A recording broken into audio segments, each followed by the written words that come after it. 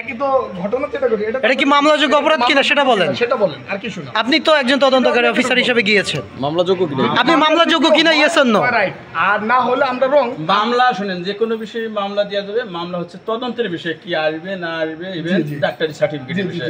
Sorry ভাই, এই ব্যাপারে আমি বলতে পারবো না। তাহলে তদন্তকারী তো আপনি আপনি বলেন মামলা হবে না। এটা কি মামলাযোগ্য অপরাধ কিনা সেটা বলেন।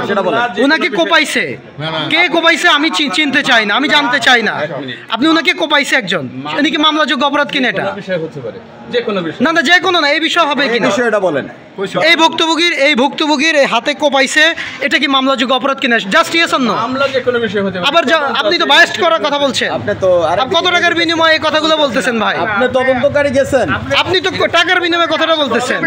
আপনি একজন এই একজন ভুক্তভোগী না, এই একজন ভুক্তভোগী লোকমান ভাই, উনি একজন ভুক্তভোগী, উনাকে কোপাইছে, আর কোনো পরিচয় নাই, উনাকে কোপাইছে, এটা কি মামলাযোগ্য অপরাধ কিনা? আমি তো ওনার সাথেই আছি, আপনার সাথে আমি ওনার সাথে না, আপনি এটা মামলাযোগ্য অপরাধ কিনা?